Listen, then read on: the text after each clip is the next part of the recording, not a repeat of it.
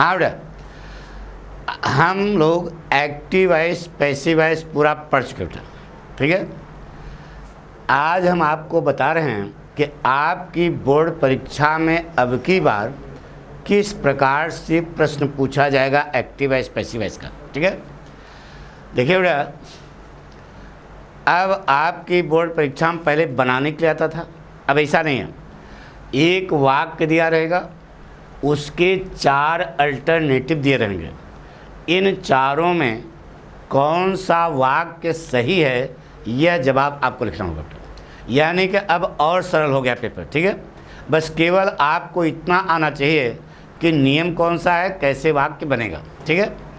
और चूँकि हम पढ़ा चुके हैं तो आपको आने लगा होगा, ठीक है।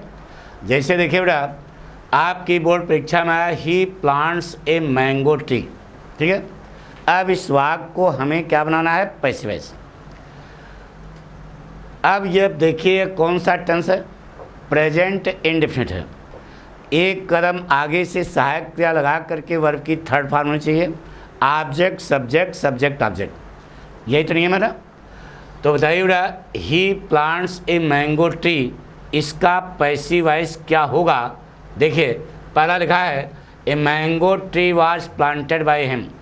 यहाँ पर वर्ब कौन सी लग गई, देखो बेटा, वर्ब यहाँ पर कौन सी लग गई, वाज। इसका मतलब यह जो वाक्य है यह आपका पहला गलत हो गया बेटा, क्योंकि यहाँ पर वर्ब क्या लगी है, वाज, जबकि ऊपर टेंस कौन सा है, प्रेजेंट टेंस है। तो कौन सा सही होगा बेटा, a mango tree is planted by him. यह जो बी नंबर है यही आपका वाक्य है, सही है। यह बाकी यानी जब जवाब सही मिल जाए तो फिर नीचे पढ़ने की आपको कोई आवश्यकता नहीं है। A mango tree is planted by him, यह वाक्य आपका 100% सही बेटा। देखिए 1 2 का 4, 4 2 का 1, माय नेम इज लखन, एक कदम आगे से क्या लगी, सहायक क्रिया। इसका मतलब आपका बी जो है जवाब क्या है, सही है ना बेटा। अब देखिए दूसरा वाक्य देखते हैं बेटा। दूसरा वाक्य है he was taken to the hospital by his friends. यह बताया बेटा, यह पैसिव वॉइस वाक्य है, इसको बनाना है एक्टिव वॉइस, ठीक है। ये भी आएगा, यानी एक्टिव वॉइस से पैसिव वॉइस आएगा, पैसिव वॉइस से एक्टिव वॉइस आएगा। तो यह वाक्य देखो पैसिव वॉइस है, पास्ट इंडेफिनिट का पैसिव वॉइस लिखा गया। तो पास्ट इंडेफिनिट में वर्ब की कौन सी फॉर्म लगाते हो, सेकंड फॉर्म। तो टेकन जो लिखा है यहाँ पर सेकंड फॉर्म क्या होगी, टुक होगी, ठीक है। ऑब्जेक्ट को सब्जेक्ट करो, सब्जेक्ट को ऑब्जेक्ट करो, और वर्ब की पास्ट टेंस है, पास्ट फॉर्म लगेगी, सेकंड फॉर्म।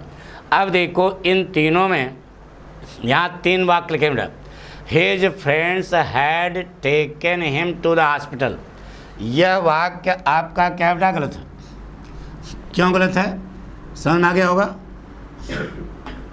इसलिए गलत है बेटा कि ये देखिए यहाँ पर हैड का कोई सवाल ही नहीं उठता, वाक्य आपका गलत हो गया बेटा। His friends have taken him to the hospital, यह भी वाक्य आपका क्या है, गलत है बेटा। His friends take him to the hospital, ये तो प्रेजेंट टेंस है, यह भी वाक्य आपका गलत हो गया बेटा। तो एक ही बचा, यही सही होगा, his friends took him to the hospital.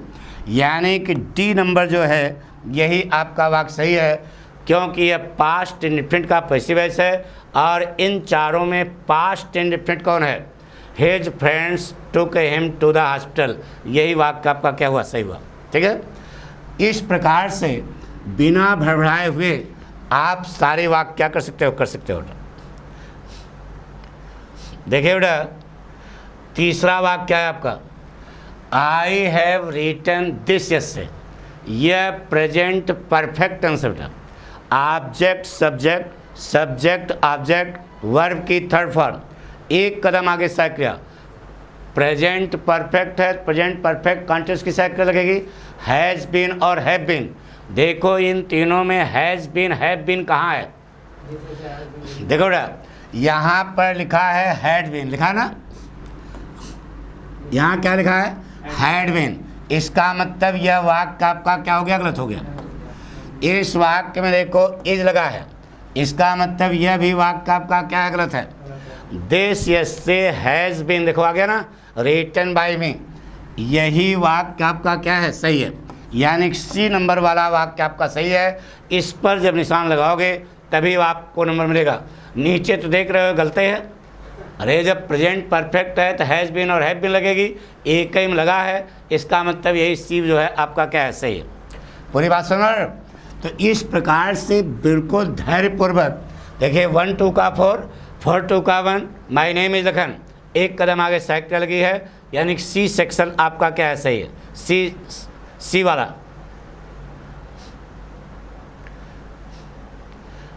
चौथा वाक्य देखिए बेटा, the wood cutter cuts down the tree.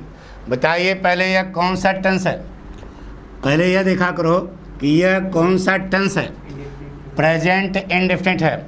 एक कदम आगे से सहायक क्रिया मतलब इज एम आर लगा करके वर्ब की थर्ड फॉर्म लगी होगी।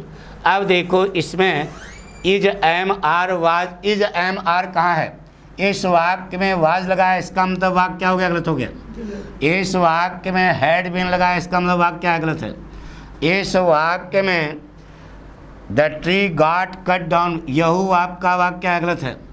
अब बचा क्या बेटा, the tree is cut down by the woodcutter, तो प्रेजेंट इंडेफिनिट टेंस है, एक कदम आगे से सहायक क्रिया लेकर के वर्ब की थर्ड फॉर्म लगी है, इसका मतलब डी पॉइंट आपका इसमें क्या है, सही है। इसी प्रकार से आपको पकड़ना है सरल कि नहीं। अगर आपने अरे यार सीधे कहा प्रेजेंट इंडेफिनिट है, तो प्रेजेंट इंडेफिनिट के लिए एक कदम आगे सहायक क्रिया इज एम आर वर्ब की थर्ड फॉर्म, तो इज एम आर देखो किस में लगी, इसमें लगी, इसमें लगी, इसमें लगी, नहीं लगी है, यहाँ लगी है इज वर्ब की थर्ड फॉर्म, इसका मतलब यह वाक्य आपका क्या है, सही है। पूरी बात सुना रहे बेटा। इसी ढंग से अब चौथा वाक्य ले चलते बेटा।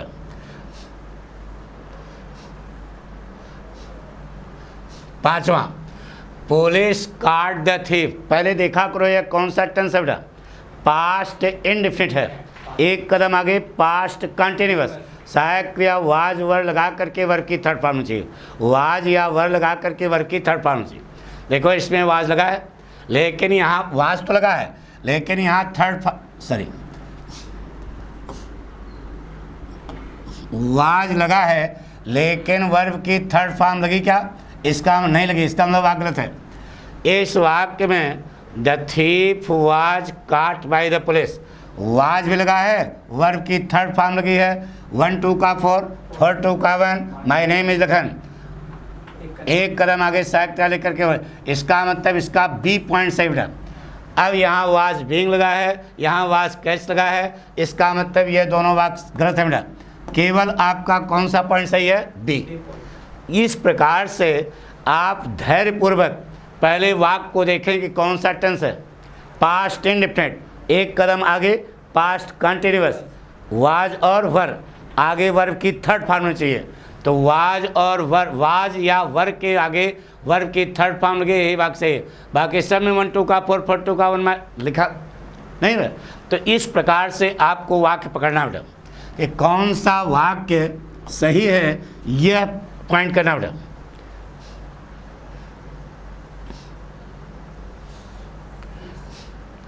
अगला वाक्य देखिए बेटा, देखिए बेटा,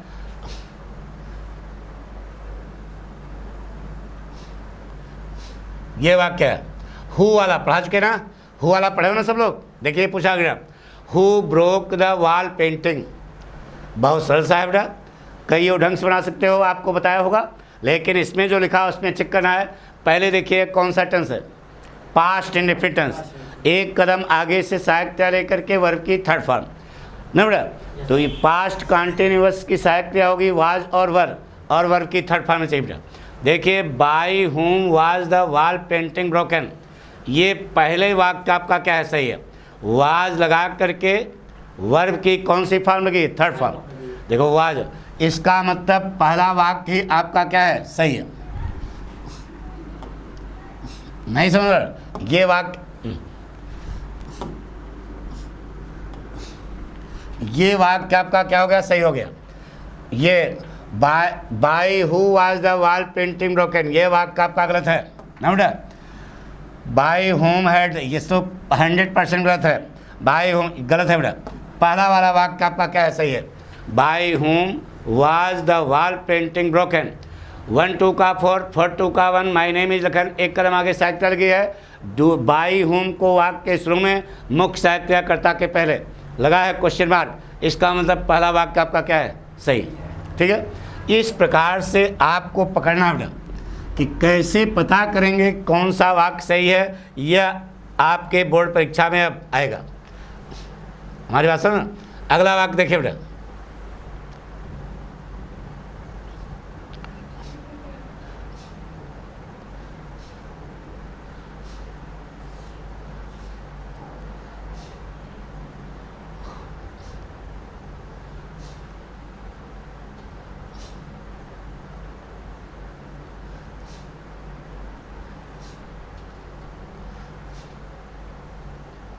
अगला वाक्य देखिए, सेंटेंस लिखा बेटा,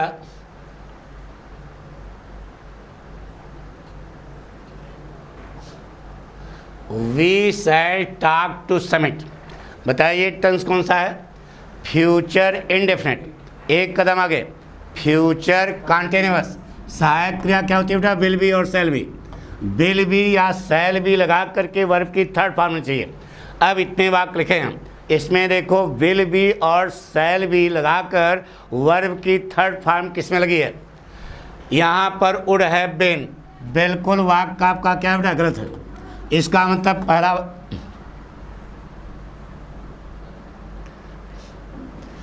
इसका मतलब ये हुआ कि पहला वाक्य आपका क्या है, गलत है बेटा। ये आपका वाक्य गलत हो गया। Summit shall be talked to by us. देखो बेटा, शैल बी लग करके वर्ब की थर्ड फॉर्म लगी है, इसका मतलब यह वाक्य आपका बी जो है सही है। अगर आप अन्य किसी और किसी में शैल बी विल बी है, नहीं बेटा, केवल दूसरे वाले में है, इसका मतलब यही वाक्य आपका सही है। बाकी 1 2 का 4, 4 2 का 1, माई नेम इज लखन, चारों में किया गया बेटा। ठीक है, इस प्रकार से आपको वाक्य पकड़ना बेटा। ठीक है, जैसे सेंटेंस है बेटा। अगला देखिए,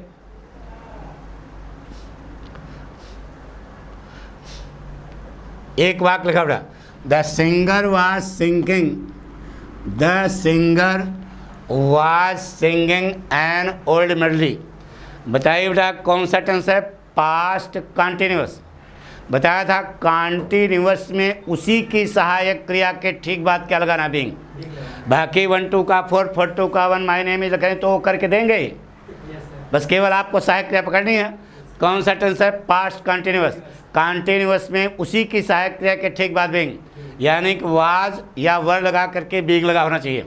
देखिए इन चारों में किस वाक्य में वाज और या वर लगा करके वर्ब की वाज या वर लगा करके बीइंग लगा बेटा। An old melody was being sung by the singer.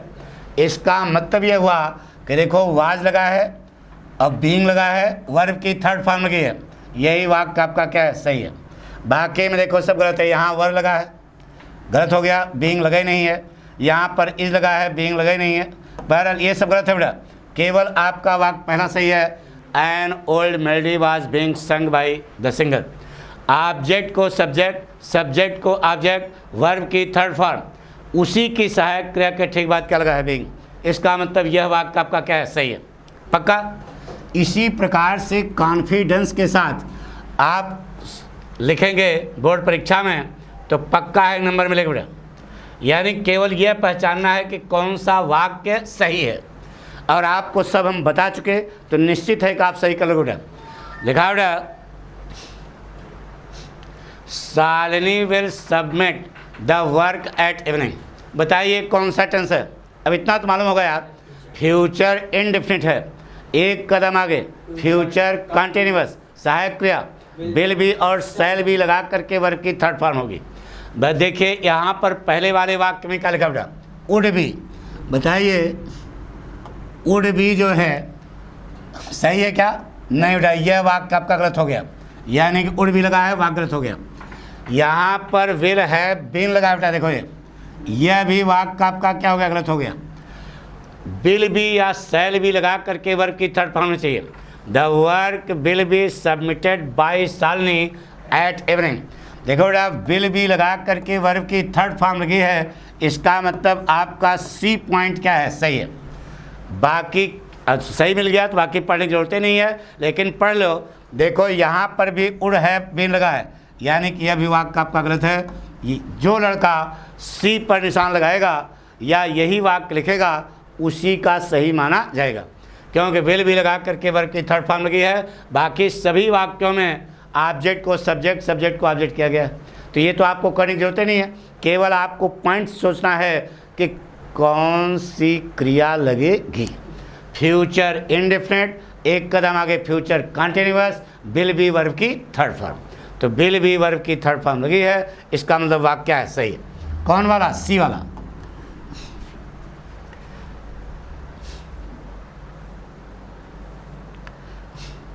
अगला वाक्य देखिए बेटा,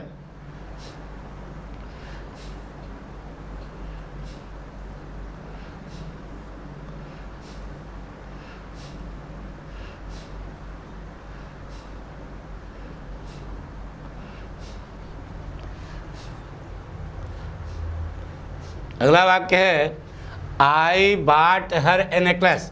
पहले यह देखा करो कौन सा टेंस है, सरल तरीका बता रहे बेटा कैसे पहचानोगे। कौन सा टेंस है बेटा, पास्ट इंडेफिनिट है। एक कदम आगे बढ़ जाओ, पास्ट कंटिन्यूअस, सहायक क्रिया वाज या वर, आगे वर्ब की third form. Past indefinite tense है, वाज या वर लग करके वर्ब की थर्ड फॉर्म होगी। इन देखो पहले वाले वाक्य में क्या लिखा बेटा, बोलो। पहले वाले वाक्य में क्या लिखा है, इसका मतलब पहला वाला वाक्य क्या हो गया, गलत हो गया। ए नेकलेस वाज बाट फॉर हर ब्राइडिंग। यह वाक्य जो है देखो एक कदम आगे से सहायक क्रिया लेकर के वर्ब की थर्ड फॉर्म लगी है, बाकी सब नौटंकी सही है। इसका मतलब 20 पॉइंट आपका क्या है, सही है। पहला गलत हो गया, यहाँ पर इज बीइंग लगाया, यह गलत है। यहाँ पर इज बीइंग, तो सही कौन है, a necklace was bought for her by me. ठीक है, object subject, subject object, verb की थर्ड फॉर्म, एक कदम आगे से लगा करके सहायक चल गई। ठीक है, इस प्रकार से आप पकड़ोगे तो आपके सारे वाक्य क्या होंगे, सही होंगे। एक वाक्य हो लेते बेटा, जिसे कहा बेटा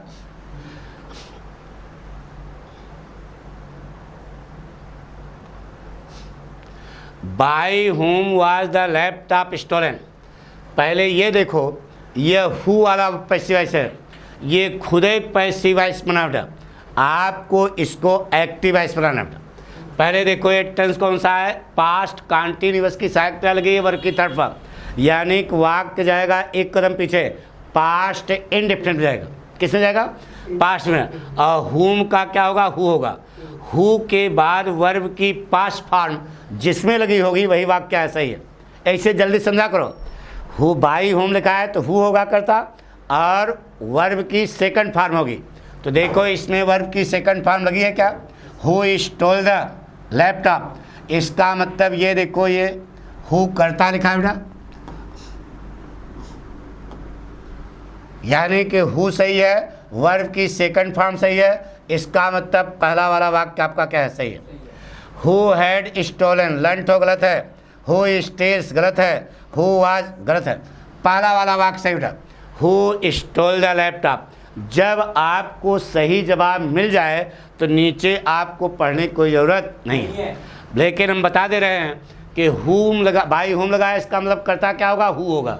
और पास्ट इंडेफिनिट टेंस एक कदम, पास्ट कंटिन्यूअस की सहायक क्रिया लगी मतलब एक कदम पीछे, past indefinite, past indefinite verb की सेकंड फॉर्म, तो स्टोल की सेकंड, स्टील की, स्टोलन की सेकंड फॉर्म क्या होती है, स्टोल होती है। इसका मतलब पहला वाला वाक्य आपका क्या है, सही है। इस प्रकार से जब आप अभ्यास करोगे तो आपको सब सरल लगे बेटा।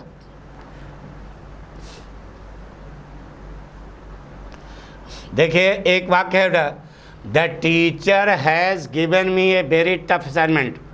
यह वाक्य है बेटा, the teacher has given me A very tough assignment. अब देखो कौन सा टेंस है, पहले समझो। प्रेजेंट परफेक्ट, एक कदम आगे बढ़ो, प्रेजेंट परफेक्ट कंटिन्यूअस, सहायक क्रिया हैज़ बीन और हैव बीन वर्ब की थर्ड फॉर्म। जिस वाक्य में has been have been verb की थर्ड फॉर्म लगी होगी वही वाक्य क्या है, सही है, साफ साफ बात है।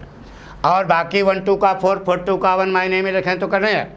तो ए वेरी टफ असाइनमेंट, देखो ये करता है,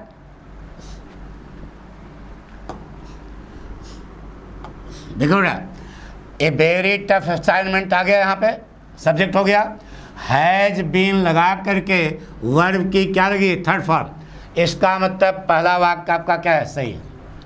बाकी अब पढ़ने की कोई ज़रूरत नहीं है, तुम पढ़ना चाहते हो तो पढ़ डालो। देखो यहाँ पर, यहाँ गिफ्ट लिखा है, वाक्य गलत है बेटा। यहाँ पर वेरी असाइनमेंट इज बीइंग, ये भी गलत है। यहाँ पर सब कुछ गलत है बेटा, केवल पहला वाला वाक्य सही है, a very tough assignment has been given to me by the teacher. पक्का? इस प्रकार से जब आप कॉन्फिडेंस से चलोगे तो सब कुछ आपको क्या होगा बेटा, सही होगा। देखिए एक वाक्य लेते हैं, जैसे कहा बेटा, we make butter from milk, हम दूध से मक्खन बनाते हैं।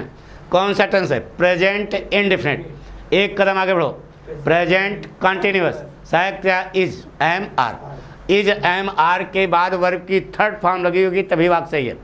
अब पता करो, देखो इज एम आर के बाद वर्ब की थर्ड फॉर्म, तो इज बीइंग यानी पहला वाक्य आपका क्या हो गया, गलत हो गया। क्यों गलत हुआ, क्योंकि यहाँ पर क्या लगा बेटा, इज बीइंग, यहाँ गलत हो गया। द बटर हैज़ बीन, या लंट हो क्या है, गलत है। फिर देखो बेटा, द बटर वाज मेड, यह भी गलत है। अब देखो, butter is made from milk, by us लगाने की कोई जरूरत नहीं, क्योंकि हम पीछे बता चुके, ऐसा कार्य जिसे कर्ता के अलावा और कोई दूसरा माइक बच्चा न कर सके, उन वाक्यों में डूयर को बाई से जोड़ने की कोई आवश्यकता। तो देखो यहाँ पर आपका डी जो है क्या हुआ, सही हुआ।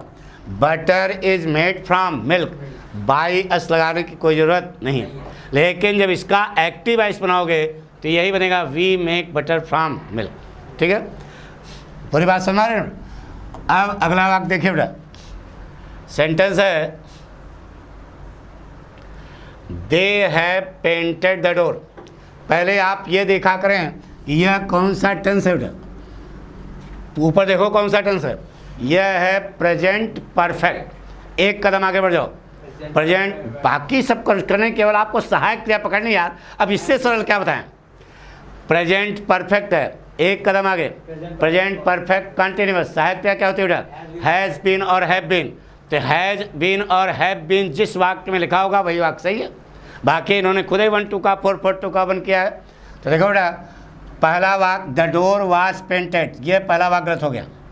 अब the door has been painted by them, by them लगाने की कोई जरूरत नहीं है, क्योंकि बताया था कि ऐसा कार्य से कर्ता के अलावा और कोई दूसरा न कर सके, उन वाक्यों में डूयर को बाय से लिखने की कोई जरूरत नहीं। यानी the door has been painted, इतना ही वाक्य आपका सही है। ये दोनों जो नीचे लिखे हैं यह वाक्य आपके क्या हैं, गलत है। तो इस प्रकार से सीधे सीधे कहा, कुछ नहीं कहा।